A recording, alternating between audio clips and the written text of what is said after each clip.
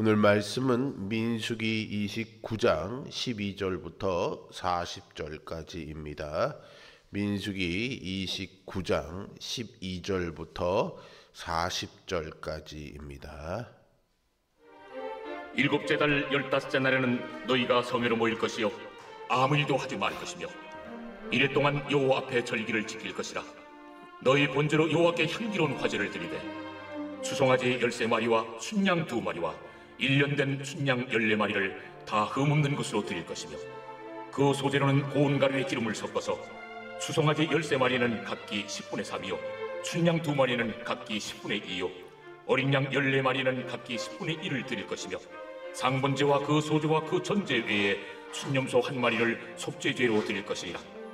둘째 날에는 수송아지 12마리와 순양 2마리와 1년 되고 흠없는 순양 14마리를 드릴 것이며, 그 소제와 전제는 수송아지와 순양과 어린 양의 수요를 따라서 규례대로 할 것이며, 상번제와 그 소제와 그 전제 외에 순염소 1마리를 속죄제로 드릴 것이니라.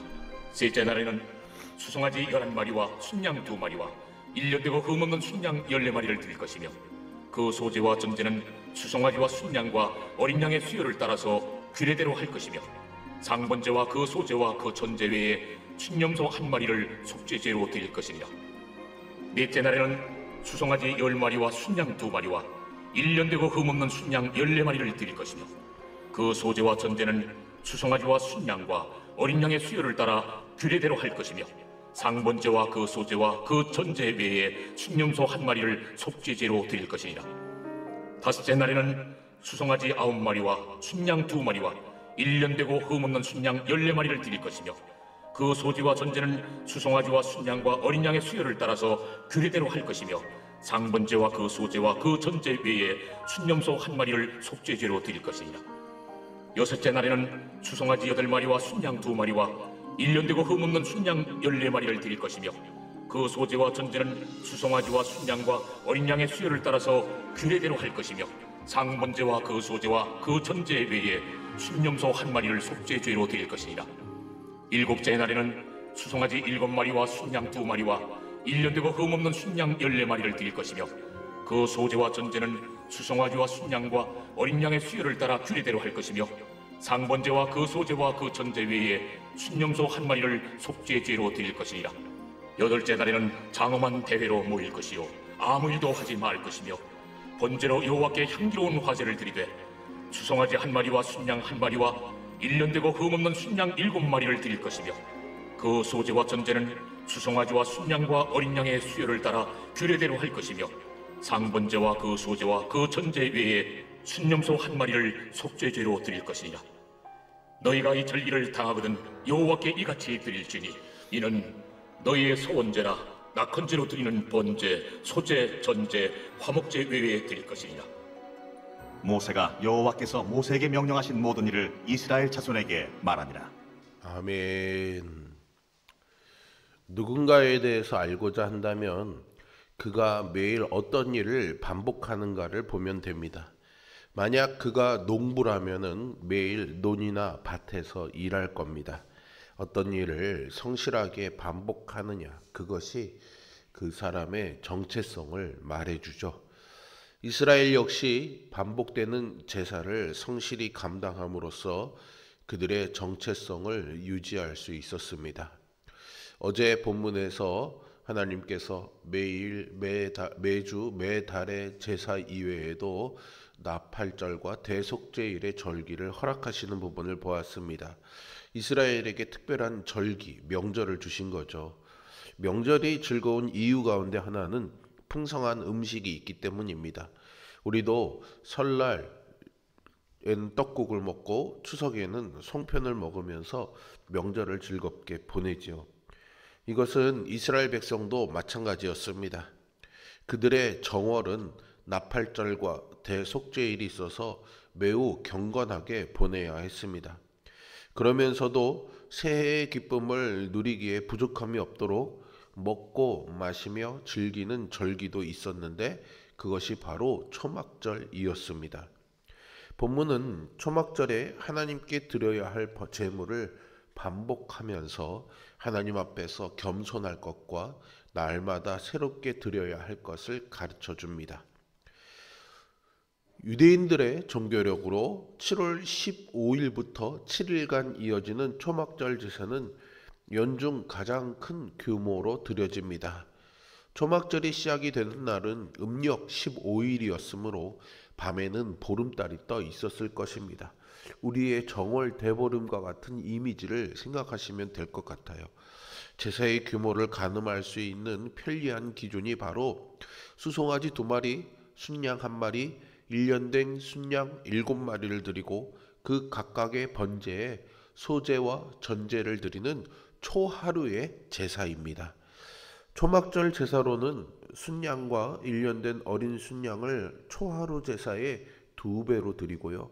첫날 15일에는 거기에 숫송아지를 13마리나 바칩니다. 여기에 순념소 1마리로 바치는 속죄제는 초하루 제사와 각각 같았고요. 어린 양으로 드리는 상번제도 바쳤습니다. 이렇게 하나님은 이스라엘에게 그 땅을 주셨음을 고백하게 하셨고요. 땅을 경작하기 전에 먼저 하나님을 기억하는 시간을 갖게 하셨습니다. 초막절은 수장절이라고도 부르는데요. 1년간 농사지은 결실을 추수한 곡식을 그 창고에 저장하는 것을 기념하는 기쁨과 감사의 절기이기 때문입니다.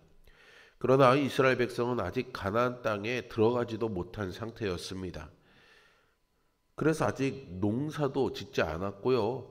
추수한 곡식도 없었습니다. 그런데 하나님은 추수한 후에 하나님께 바치는 규례를 먼저 주시죠.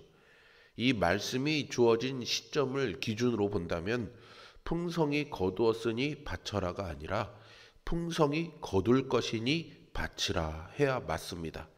이렇게 말씀하시는 이유는 그들이 바치는 것 이상으로 풍성히 주시겠다는 하나님의 약속이요 보증인 것이죠. 초막절 기간에 드리는 제물의 양은요 정말로 엄청납니다. 6월절, 77절에 드리는 번제물은 수송아지 2, 순양 1, 어린 양 7이고 속죄제물은 순념소 1입니다. 그런데 초막절에는 상번제로 드리는 어린 양 2마리를 합치면은 첫날 드리는 제물이 모두 32마리입니다. 왜 이렇게 많이 드리라고 하시는 걸까요? 추수의 풍성함은 우리를 교만하게 만들 수 있습니다. 내가 그동안 얼마나 수고했는가 생각할 것이고 내가 이룬 결과가 정말 대단하다, 뿌듯하다 판단하면서 자기 능력에 대해서 교만한 태도를 가지기 쉽습니다. 그러나 하나님이 햇빛과 비를 주시지 않으면 사실 이 수확 자체가 불가능한 것 아니겠습니까? 그러니 어떻게 자신의 수고를 내세우며 교만할 수 있겠습니까? 성도의 성취는 모두 하나님의 은혜임을 기억해야 합니다. 또 하나님과 감사로 이어져야 합니다.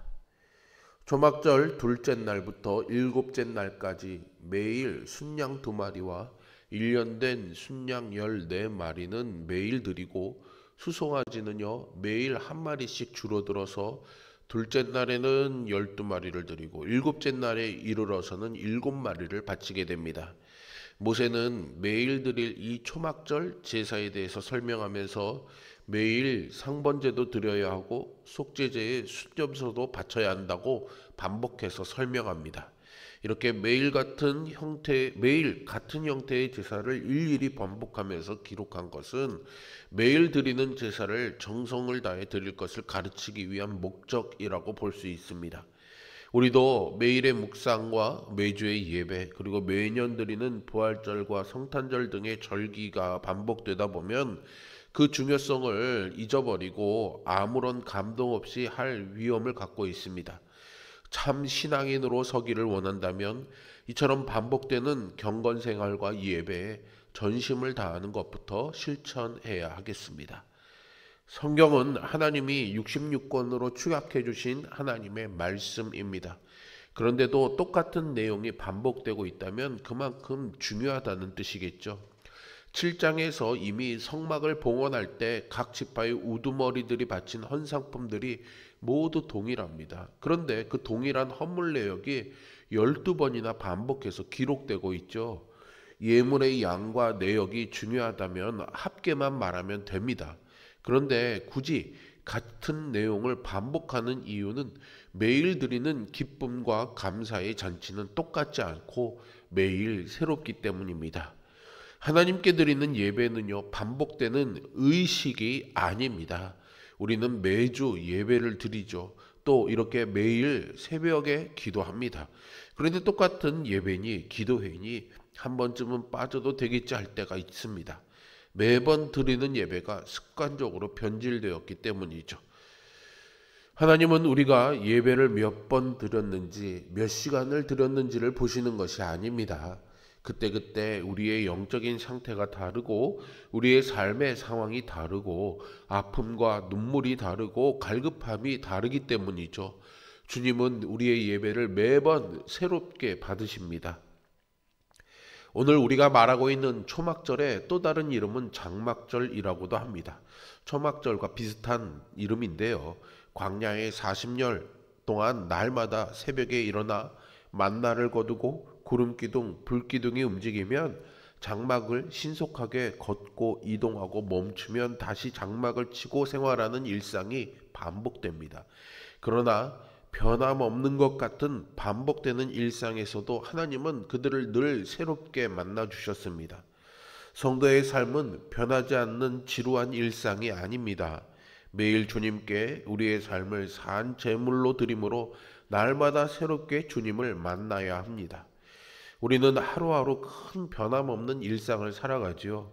그러나 시간의 주인 되시는 하나님은 우리에게 매일 그날에 필요한 새로운 은혜를 부어주시는 줄로 믿습니다. 성도는 하나님의 은혜를 잊어버리지 말고 마음을 새겨야 합니다. 우리가 이렇게 매일 새벽 기도한다는 것은 참으로 감사하고 은혜로운 일이라고 저는 생각합니다. 그 매일매일의 은혜를 하루의 시작에서 경험할 수 있으니 말이죠. 그러니 매일의 삶을 산 제물로 드리는 그런 예배자로 살아가는 우리 모두가 될 수 있기를 주님의 이름으로 축원드립니다. 초막절은요 15일에 시작해서 7일 동안 이어져서 21일로 끝나지만 여덟째 날인 22일도 안식일로 선포되고 백성들이 모두 모여서 집회를 열었습니다. 첫날 15일에 열리는 집회는 모임, 소집을 의미하는 미크라라는 단어를 사용하고 있는데요. 여덟째 날의 모임은요, 아차라라는 단어로 장엄한 대회로 번역하고 있습니다. 이날 제사는 나팔절이나 속죄일과 같이 수송아지 한 마리와 순양 한 마리와 1년 된 어린 순양 7마리를 번제로, 순년소 한 마리를 속죄제로 바칩니다.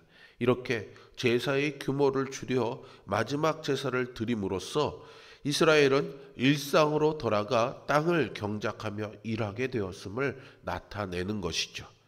모든 백성이 함께 드리는 절기 제사는 이들이 한 공동체로 한 하나님을 섬긴다는 사실을 확인해 줍니다. 이처럼 우리는 예배로 모이고 일상으로 돌아가는 삶을 반복함으로써 하나님의 백성임을 몸으로 깨우쳐 가게 되죠. 하나님 앞에서 경건을 지키는 것은 끊임없는 반복이라고 할 수 있습니다. 성경이 말하는 경건은요, 꾸준한 모습에서 찾아볼 수 있고 지루하게 느껴지는 경건 훈련을 반복함으로 얻을 수 있는 말로 설명할 수 없는 체험이야말로 사람을 변화시키는 힘을 갖는 경우가 많습니다. 진정한 영적 깊이를 추구하기보다는 매 순간에 흥미를 추구하고 있는 것은 아닌지 돌이켜보고 진정 깊이 있는 예배의 영성을 가지는 우리 모두가 되기를 바랍니다. 하나님은 이렇게 7월에 마음을 정결하게 하는 대속죄를 주시고 또 마음껏 기쁨을 누릴 수 있는 초막절을 주셨습니다. 초막절은 40년 광야 생활하는 동안 지켜주신 하나님의 보호하심을 기억하고 1년간 주신 가축과 곡식과 과일을 하나님께 드림으로 감사를 표하는 절기였습니다. 이스라엘 백성은 속죄일 뒤에 오는 이 초막절을 통해 회개하고 죄사함 받은 백성이 풍성한 기쁨을 누리게 된다는 것을 매년 새롭게 경험할 수 있었습니다. 우리 모두에게도 하나님 앞에 엎드려 기도할 때에 죄 용서해 주시는 대속죄를 지나서 초막절과 같은 기쁨이 항상 떠나지 않기를 주님의 이름으로 축원드립니다. 기도하겠습니다. 선하시고 신실하신 아버지 하나님, 오늘도 이 아침에 우리의 기도와 예배를 받아주시니 감사와 찬양을 올려드립니다. 오늘도 변함없는 일상이지만 하루를 주님 앞에 새롭게 시작함으로 인해서 우리가 알든 모르든 간에 하나님께서 날마다 새롭게 주시는 그 은혜를 누리며 산다는 사실을 잊지 않게 하여 주시옵소서. 그리고 우리의 삶에 크든 작든 하나님의 은혜가 있기에 감사와 기쁨으로 살아가는 초막절이 이어지게 하여 주시옵소서. 오늘도 하나님의 그 선하심과 인자하심이 우리와 함께 있음을 믿고 우리와 함께 동행하시는 주님의 손 붙잡고 살아가기를 소망하는 마음으로 엎드려 기도하오니 성령님 우리 안에 내주 충만하게 임재하여 주시고 주의 뜻대로 살아갈 힘을 우리에게 허락하여 주옵소서. 예수 그리스도의 이름으로 기도합니다. 아멘.